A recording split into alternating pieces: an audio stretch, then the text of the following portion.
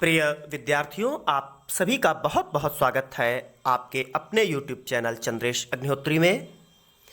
आप इस चैनल के माध्यम से हिंदी विषय का संपूर्ण अध्ययन कर रहे हैं। आज हम आपको इंटरमीडिएट क्लास के लिए अयोध्या सिंह उपाध्याय हरिऔध द्वारा लिखित पाठ पवन दूतिका का पहला भाग लेकर उपस्थित हुए हैं। अगर आपने अभी तक चैनल को सब्सक्राइब नहीं किया है तो इस चैनल को सब्सक्राइब भी कर लें ताकि आपको आपके क्लास के सभी वीडियो तुरंत प्राप्त हो सकें। आइए देखते हैं पहला पद्यांश। बैठी खिन्नायक दिवस वे गेह में थी अकेली, आके आंसू दृग युगल में थे धरा को भिगोते। आई धीरे इस सदन में पुष्प सदगंध कोले, प्रातः वाली सुपवन इसी काल वातायनों से। संतापों को विपुल बढ़ता देख के दुखिता हो, धीरे बोली सदुख उससे श्रीमती राधिकायों। प्यारी प्रातः पवन इतना क्यों मुझे है सताती, क्या तू भी है कलुषित हुई काल की क्रूरता से।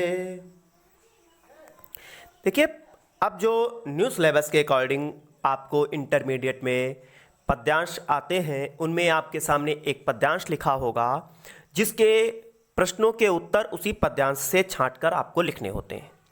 अब व्याख्या काव्यगत सौंदर्य नहीं लिखना होता है, लेकिन सभी पद्यांशों का अर्थ जानना आवश्यक होता है, तभी आपको जो प्रश्न पेपर में दिए गए हैं उनके अर्थ पद्यांश से ढूंढकर आप लिख सकेंगे। हम शुरू करते हैं पहला पद्यांश का अर्थ। पहले आपको बताते हैं इस पद्यांश का प्रसंग क्या होगा। तो एक दिन राधा जी अपने घर में अकेली बैठी हुई थीं। उनकी आंखें आंसुओं से भरी हुई थीं। तभी प्रातःकालीन वायु उनके दुख को और अधिक बढ़ाने लगी, तो पवन को फटकार लगाते हुए वे कहती हैं, बैठी खिन्नायक दिवस वे गेह में थी अकेली। एक दिन राधा जी बहुत उदास मन से अपने घर में अकेली बैठी थीं और उनके दोनों आँखों से बह रहे आंसू इस पृथ्वी तल को भिगोए दे रहे थे। तभी आई धीरे इस सदन में पुष्प सदगंध कोले। तभी प्रातःकालीन सुगंधित वायु वातायनों अर्थात रोशनदानों से फूलों की सुगंधित को लेकर के और उनके घर में प्रवेश हो गई। संतापों को विपुल बढ़ता देख के दुखिता हो।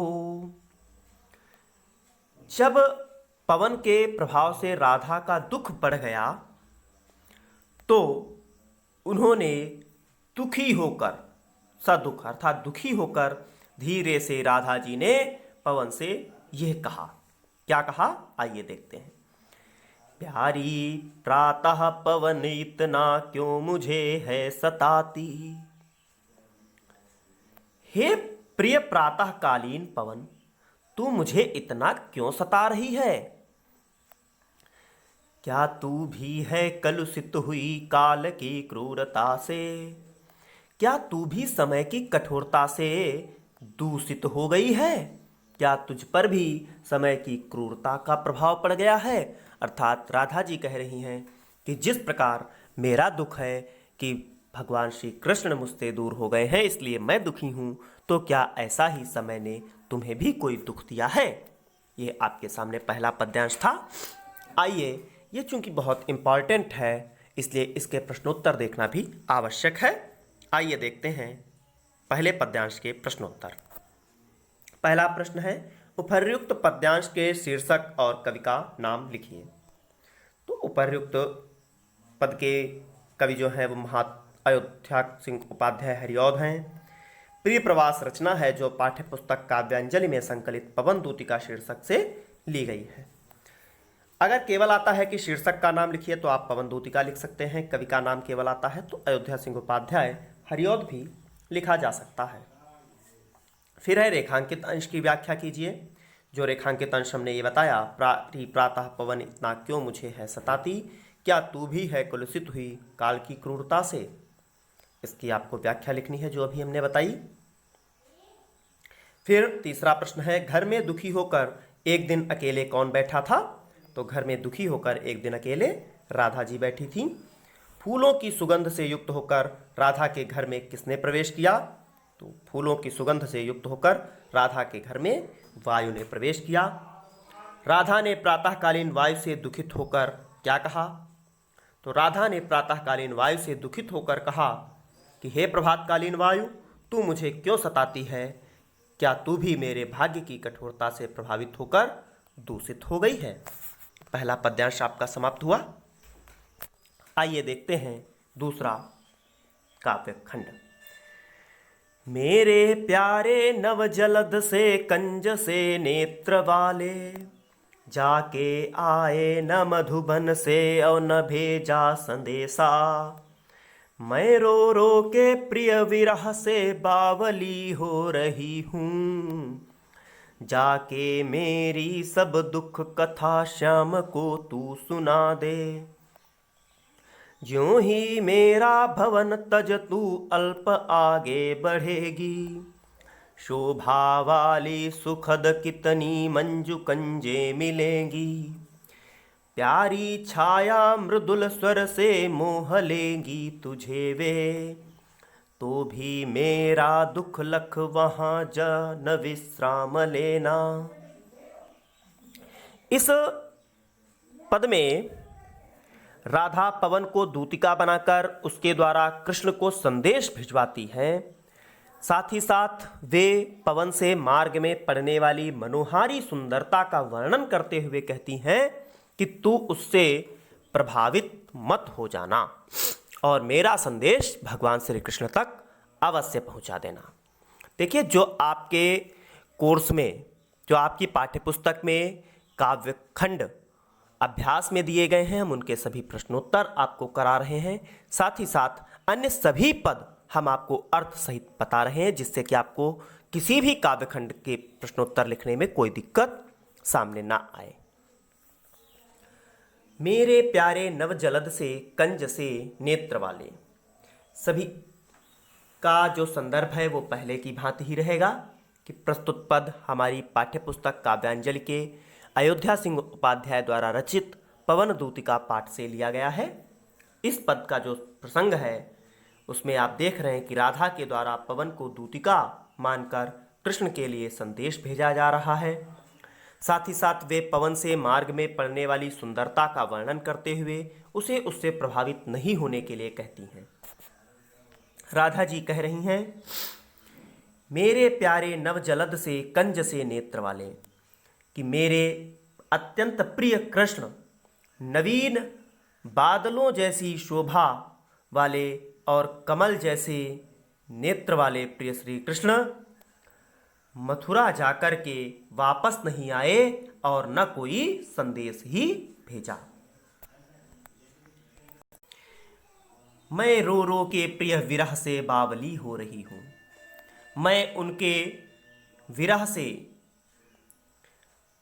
उनके वियोग के कारण रो रो करके पागल हुई जा रही हूँ।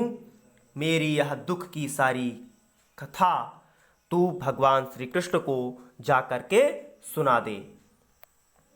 ज्यों ही मेरा भवन तज तू अल्प आगे बढ़ेगी।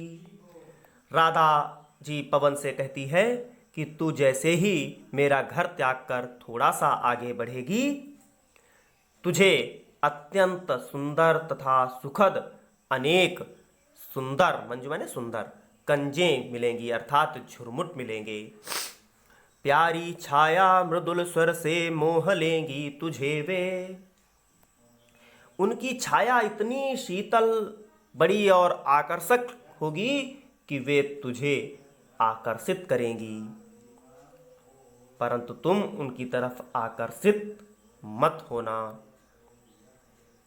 तो भी मेरा दुख लख, यानी मेरे दुख को ध्यान करते हुए, मेरे कष्टों को ध्यान करते हुए तू वहां पर विश्राम बिल्कुल भी मत लेना।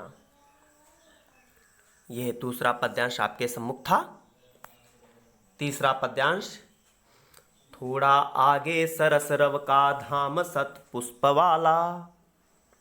अब इस पद में दुख से परिपूर्ण राधा ने मथुरा के मार्ग में पड़ने वाले सभी स्थानों का वर्णन पवन को दूत बना करके भेजते समय उसके सामने प्रस्तुत किया और उसे समझाया कि तू मार्ग में बिल्कुल भी किसी भी कारण से मोहित या आकर्षित मत हो। तो राधा जी कहती हैं कि जैसे ही तू थोड़ा आगे जाएगी तुझे अत्यंत सुंदर वृंदावन मिलेगा, अच्छे अच्छे बहुद्रुम लतावान सौंदर्यशाली। बहुत सुंदर सुंदर तुझे बड़े बड़े पेड़ मिलेंगे जिनकी लताएं अत्यंत सुंदर होंगी। वृंदा विपिन मन को मुग्धकारी मिलेगा। राधा जी पवन से कहती हैं कि हे पवन, तुझे वृंदावन का बड़ा सुंदर बगीचा मिलेगा, मनोरम वृंदावन मिलेगा। आना जाना इस विपिन से मुह्य माना न होना। तू उस वन में इधर उधर भ्रमण करना, किंतु मोहित होकर वहां रुक मत जाना। जाते जाते अगर पथ में क्लांत कोई दिखावे, यदि मार्ग में कोई तुम्हारे निकलते समय क्लांत अर्थात दुखी व्यक्ति दिखाई दे, तो जाके सन्निकट उसकी क्लांतियों को मिटाना। तो उसके पास में जा कर के उसके दुख को मिटाने का प्रयास करना। धीरे धीरे परस करके गात उत्ताप खोना। तू धीरे से उसके पास में जा कर के और उसके शरीर का स्पर्श करके उसकी उत्ताप अर्थात गर्मी को दूर करना, उसके कष्ट को दूर करना। सद्गंधों से श्रमित जन को हर्षितों सा बनाना, और अपनी सुगंध से उस थके हुए व्यक्ति को प्रसन्न कर देना। लज्जाशीला पथिक महिला जो कहीं दृष्टि आए, होने देना विकृत वसना तो न तू सुंदरी को। जो थोड़ी भी श्रमित वह हो गोदले श्रांति खोना। होठों की और कमल मुख की म्लानताएं मिटाना। कोई क्लांता कृषक ललना खेत में जो दिखावे, धीरे धीरे परस उसकी क्लांतियों को मिटाना। जाता कोई जलद यदि हो व्योम में तो उसे ला, छाया द्वारा सुखित करना तप्त भूतांगना को। आइए देखते हैं इस महत्वपूर्ण पद के प्रश्नोत्तर। पहला पद्यांश, उपर्युक्त पद्यांश के शीर्षक और कवि का नाम लिखिए। आप सभी देख चुके हैं कि इस सभी पाठ के पद्यांशों के लिए एक ही संदर्भ प्रयोग होगा। रेखांकित अंश की व्याख्या कीजिए। तो रेखांकित अंश की व्याख्या हम आपको बता रहे हैं, साथ ही साथ आपको हम प्रसंग भी बता दें। राधा श्री कृष्ण के वियोग में दुखी हैं और पवन को दूतिका बनाकर अपना संदेश भेज रही हैं। अपने दुख में भी उन्हें अन्य लोगों के दुख की चिंता है, जिसका वर्णन इस पद के माध्यम से किया गया है।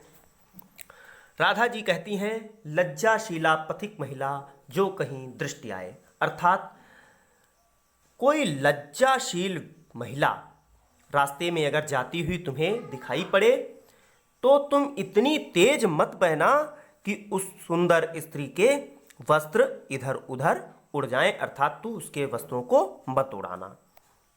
साथ ही साथ जो थोड़ी भी श्रमित हो, यदि वह थोड़ी सी तुम्हें थकी हुई दिखाई दे तो उसे अपनी गोद में लेकर उसकी थकावट को दूर कर देना। होठों की और कमल मुख की म्लानताएं मिटाना। उसके होठों की और कमल जैसे मुख की तू मलिनता को अपनी शीतलता के द्वारा दूर करने का प्रयास करना। ये आपको रेखांकित अंश की व्याख्या थी। तीसरा प्रश्न आपके सामने है, राधा पवन दूतिका से राह में पथिकों के साथ कैसा व्यवहार करने को कहती हैं। तो राधा जी पवन दूतिका से राह में पथिकों के साथ परोपकार का व्यवहार करने को कहती हैं। अगला प्रश्न है, राधा ने पवन दूतिका को पथिक कृषक स्त्री के ऊपर किसके द्वारा छाया करने को कहा? आइए पहले इसका अर्थ देख लेते हैं कि कोई क्लांता कृषक ललना खेत में जो दिखावे। यदि कोई थकी हुई खेती करने वाली स्त्री तुम्हें दिखाई दे तो धीरे धीरे उसका परस माने स्पर्श करना और उसकी संपूर्ण क्लांतियों अर्थात थकावट को दूर कर देना। जाता कोई जलद यदि हो व्योम में तो उसे ला। यदि कोई बादल आकाश में जा रहे हो तो उन्हें लाना। छाया द्वारा सुखित करना तप्त भूतांगना को। और इस जलती हुई पृथ्वी को और साथ ही साथ उस स्त्री को भी बादलों को वहां पर ला करके और बारिश के द्वारा शीतलता प्रदान करने का प्रयास करना। तो चौथे प्रश्न का उत्तर, राधा ने पवन दूतिका को पथिक कृषक स्त्री के ऊपर किसके द्वारा छाया करने को कहा है? तो आपके सामने लिखा है कि राधा ने पवन दूतिका को थकित कृषक स्त्री के ऊपर मेघ द्वारा छाया करने को कहा है। अगला प्रश्न है, कृषक ललना शब्द में कौन सा समास है? तो तत्पुरुष समास होगा। ठीक। अगला पैराग्राफ आपके सामने है कि जाते जाते पहुँच मथुरा धाम में उत्सुका हो। न्यारी शोभावर नगर की देखना मुग्ध होना। तू होवेगी लख के मेरु से मंदिरों को। आभा वाले कलश जिनके दूसरे अर्क से हैं। देखे पूजा समय मथुरा मंदिरों मध्य जाना। नाना वाद्यों मधुर स्वर की मुग्धता को बढ़ाना। किम वाले के रुचिर तरु के शब्दकारी फलों को। धीरे धीरे मधुर रव से मुग्ध हो बजाना। इस पद में राधा पवन दूतिका को समझा रही हैं कि जब तू मथुरा पहुंचे तो वहां के पवित्र मंदिरों की भव्य शोभा को देखना मत भूलना। आइए आपको हम अर्थ बताते हैं। आपने देखा कि इस पद में भी वही संदर्भ प्रयोग होगा। प्रस्तुत पद्यांश में राधा पवन को मथुरा भेजने से पूर्व वहां के भव्य मंदिरों की शोभा का बखान कर रही हैं और कहती हैं कि जाते जाते पहुंच मथुरा धाम में उत्सुका हो। हेरा पवन दूतिका, तेरे मार्ग में मथुरा नगरी भी पड़ेगी। तू जाते जाते उसकी शोभा को देखना मत भूलना। जब तू मथुरा नगरी में पहुंचेगी तब वहां की तू होवेगी चकित लख के मेरु से मंदिरों को। तब वहां की भव्यता स्वयं ही तुझे देखने के लिए आकर्षित कर लेगी। तू वहां के पर्वत से ऊंचे मंदिरों को देख करके आश्चर्यचकित हो जाएगी। आभा वाले कलश जिनके दूसरे अर्क से हैं। जिनकी सुंदर चमक वाले जो मंदिरों के ऊपर कलश रखे हैं वह दूसरे सूर्य के समान दिखाई दे रहे हैं। अर्थात जब सूर्य की चमक उन पर पड़ रही है तो वह भी स्वयं कलश सूर्य के समान ही दिखाई दे रहे हैं। देखे पूजा समय मथुरा मंदिरों मध्य जाना। और यदि तुम्हें दिखाई पड़े कि इस समय इन मथुरा के मंदिरों में पूजा का समय है तो तुम उनके बीच में जाना। नाना वाद्यों मधुर स्वर की मुग्धता को बढ़ाना। और अनेक प्रकार के जो मधुर स्वर संगीत, अनेक प्रकार के वाद्य यंत्र बज रहे हों, उनकी भी मोहकता को बढ़ाने का तुम प्रयास करना। किम वाले के रुचिर तरु के शब्दकारी फलों को। हे पवन दूतिका, कि तुम उस मंदिर परिसर में यदि कोई तुम्हें बहुत सुंदर तरु अर्थात पेड़ लगे तो उसके शब्द रूपी फलों को तोड़कर उन्हें हिलाते हुए, उनका स्पर्श करते हुए और उनकी सुंदर ध्वनि को वहाँ पर बजाने का प्रयास करना। अर्थात धीरे धीरे बहते हुए मधुर ध्वनि के साथ मुग्ध होकर अपना राग उस मंदिर परिसर में अवश्य बजाना। अब इस पद्यांश में भी अगर कोई भी प्रश्न आपका आता है तो हमें लगता है कि अगर आपने अर्थ ध्यान से देखा है तो उत्तर भी अवश्य ही लिख लेंगे। अगला है, तू देखेगी जलद तन को जावहीं तद्गता होंगे लोने नयन उनके ज्योति उत्कीर्णकारी। मुद्रा होगी वर बदन की मूर्ति सी सौम्यता की, सीधे साधे वचन उनके सिक्त होंगे सुधा से। नीले फूले कमल दल सी गात की श्यामता है, पीला प्यारा वसन कटी में पहनते हैं फबीला। छूटी काली अल के मुख की कांति को है बढ़ाती, सद्वस्त्रों में नवल तन की फूटती सी प्रभा है। इस पद में जो आप प्रसंग देख रहे हैं कि पद में राधा द्वारा पवन को कृष्ण की शोभा बताई जा रही है ताकि वह उन्हें आसानी से पहचान सकें। राधा जी क्या शोभा बता रही हैं, हम आपको बताते हैं। हे पवनदूतिका, जब तू भगवान कृष्ण के काले वर्ण वाले मेघ रूपी शरीर को देखेगी तो निश्चित ही तू उनकी तरफ आकर्षित हो जाएगी। उनके सुंदर नेत्र तुझे प्रकाश बिखेरते हुए दिखाई देंगे।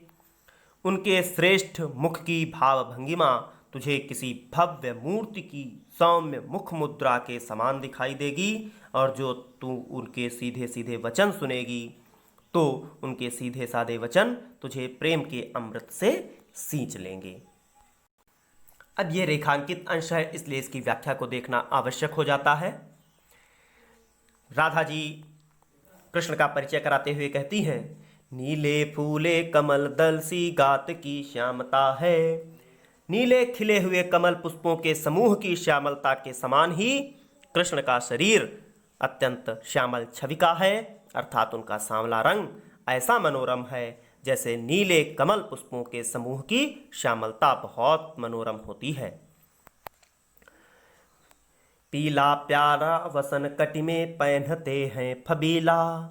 वे श्री कृष्ण अपने शरीर पर अत्यंत आकर्षक पीला सुंदर वस्त्र अपनी कमर में धारण किए हुए हैं। छूटी काली अलक मुख की कांति को है बढ़ाती। उनके माथे पर लटक रही अलका अर्थात बालों की लड़ी उनके मुख की सुंदरता को और अधिक बढ़ा रही है। साथ ही साथ सद्वस्त्रों में नवल तन की फूटती सी प्रभा है।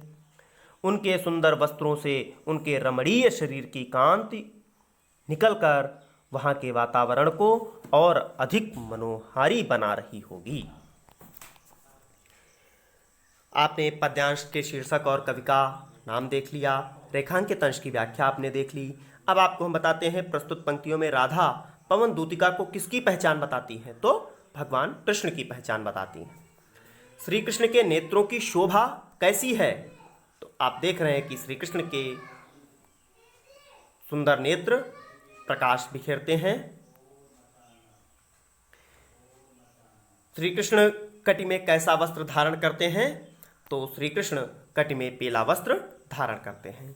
अगर किसी भी प्रश्न के उत्तर लिखने में आपको कोई भी दिक्कत हो तो आप इन प्रश्नों के उत्तरों को देख करके भी लिख सकते हैं, या हम जब पद्यांश की व्याख्या बता रहे होते हैं वहाँ से भी आप इनके उत्तर लिख सकते हैं। अगर अन्य किसी भी प्रकार की कोई दिक्कत आपको आ रही हो आप कमेंट बॉक्स में बता सकते हैं, या हमारे व्हाट्सएप नंबर 8042470049 पर हमें व्हाट्सएप से मैसेज भी कर सकते हैं।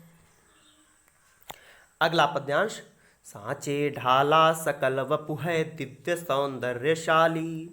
सत्पुष्पों सी सुरभि उसकी प्राण संपोषिका है।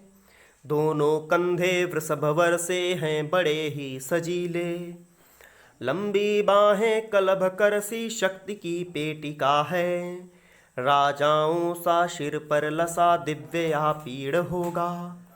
शोभा होगी उभय श्रुति में स्वर्ण के कुंडलों की। नाना रत्ना कलित भुज में मंजू के यूर होंगे। मोती माला लसित उनका कंबुसा कंठ होगा। प्रस्तुत पद्यांश में राधा पवन को कदम्ब के पुष्प और वृक्ष के पत्ते के माध्यम से अपना संदेशा सुनाने की विधियां बताने का प्रयास कर रही हैं और कहती हैं, हे पवन, उन श्री कृष्ण का सारा शरीर सांचे में ढले मूर्ति के समान अत्यधिक सुडौल और देवताओं जैसी अलौकिक कांति से युक्त सुंदरता को लिए हुए होगा। उनके शरीर से निकलने वाली सुगंध उत्तम पुष्पों की सुगंध के समान प्राणों को पोषित करने वाली होगी। दोनों कंधे वृषभ वर्षे हैं, साथ ही साथ उनके दो कंधे श्रेष्ठ बैलों के कंधे के समान बड़े ही सजीले अर्थात अत्यंत बलवान और बड़े हैं। लंबी बाहें कलभ करसी शक्ति की पेटिका हैं। उनकी दोनों बड़ी बड़ी भुजाएं हाथी की सूंड के समान अत्यंत शक्तिशाली हैं। राजाओं सा सिर पर लता दिव्य आपीड़ होगा। उनके सिर पर राजाओं के जैसा अलौकिक कांतियुक्त आपीड़ अर्थात मुकुट सुशोभित हो रहा होगा। शोभा होगी उभय श्रुति में स्वर्ण के कुंडलों की। श्रुति अर्थात कान। उनके दोनों ही कानों में सोने के कुंडल सुशोभित हो रहे होंगे। नाना रत्न कलित भुज में मंजू के यूर होंगे। अनेक प्रकार के रत्न जड़ित भुजबंध उनकी भुजाओं में सुशोभित हो रहे होंगे। इसके साथ ही उनकी शंख जैसी सुडौल सुंदर गर्दन में मोतियों की माला सुशोभित हो रही होगी। कम्बुसा कंठ होगा अर्थात शंख के समान उनका सुंदर गर्दन होगा जिस पर मोतियों की मालाएं जड़ी होंगी, सुशोभित हो रही होंगी। तेरे में है न यह गुण जो तू व्यथाएं सुनाए। व्यापारों को प्रखर मति और युक्तियों से चलाना। बैठे जो हो निज सदन में मेघ सी कांति वाले। तो चित्रों को इस भवन के ध्यान से देख जाना। जो चित्रों में विरह विधुरा का मिले चित्र कोई। तो जा जा के निकट उसको भाव से यूं हिलाना। प्यारे हो के चकित जिससे चित्र की ओर देखें। आशा है यो सुरति उनको हो सकेगी हमारी। राधा जी पवन से कहती है कि मुख विहीन होने पर भी किस प्रकार विभिन्न क्रियाकलापों के माध्यम से वह उन्हें अपना संदेश सुनाएगी। तो राधा जी कह रही हैं, तेरे में है न यह गुण जो तू व्यथाएं सुनाए। हे पवन, तुम्हारे पास मुख तो है नहीं, अतः तुम किसी बात को बोलकर समझाने में तो असमर्थ ही हो, तो तुम किस प्रकार से बताओगी। यद्यप तुम्हारे भीतर बोलने का गुण नहीं है, तथापि तुम अपने क्रिया व्यापारों को और कुशाग्र बुद्धि के द्वारा युक्तियों अर्थात उपायों के माध्यम से बात समझाने में सक्षम हो। बैठे जो हो निज सदन में मेघ सी कांति वाले। यदि मेघ के समान सुंदर तालिए हुए अत्यंत कांतिवान भगवान श्री कृष्ण अपने सदन में बैठे हों, अपने घर में बैठे हों, तो चित्रों को इस भवन के ध्यान से देख जाना। तो तू सबसे पहले घर में टंगे हुए सभी चित्रों को बहुत ध्यान से देखना। जो चित्रों में विरह विधुरा का मिले चित्र कोई। उन चित्रों में अगर विरह से दुखी किसी स्त्री का चित्र हो तो उस चित्र के पास जाकर तू उसे इस भाव से हिलाना। तो जाके निकट उसको भाव से यूं हिलाना, इस प्रकार हिलाना कि वह प्यारे श्री कृष्ण आश्चर्यचकित होकर उस चित्र की ओर देखने लगें। आशा है यो सुरति उनको हो सकेगी हमारी। इससे मुझे पूरी आशा है कि वह मेरा स्मरण अवश्य करेंगे। भगवान श्री कृष्ण को उनकी इस प्रिय राधा की याद अवश्य ही आएगी। जो कोई भी इस सदन में चित्र उद्यान का हो, अहो प्राणी विपुल उसमें घूमते बावले से। तो जाके सन्निकट उसके और हिला के उसे भी, देवात्मा को सुरति ब्रज के व्याकुलों की कराना। इस पद में राधा पवन से कहती हैं कि यदि श्री कृष्ण के घर ऐसा कोई चित्र है जिसमें उद्यान में बेचैन से घूमते प्राणी दिखाए गए हों, तो उस चित्र को भी तू हिला करके और श्री कृष्ण के चरणों पर रख देना, अर्थात उसे गिरा देना, जिससे क्या होगा कि उन्हें ब्रज के सभी ग्वाल गोपालों की भी याद आ जाएगी। जो कोई भी इस सदन में चित्र उद्यान का हो, यदि श्री कृष्ण के घर में कोई बाग बगीचे का चित्र लगा हो और उसमें व्याकुलता से बावले होकर के प्राणी इधर उधर घूम रहे हों, तो तू उस चित्र के पास में जाकर उसे तेजी से हिलाना और श्री कृष्ण के चरणों में डाल देना। इससे क्या होगा, देवात्मा को सुरति ब्रज के व्याकुलों की कराना। उस देवात्मा श्री कृष्ण को ब्रज के गोपिकाओं की निश्चित रूप से स्मरण कराना कि वह श्री कृष्ण से अलग होकर के कितने व्याकुल हो रहे हैं। सभी विद्यार्थियों ने यह पवन दूतिका का पहला भाग देखा। दूसरा भाग अगले वीडियो में आप लोग देखिए।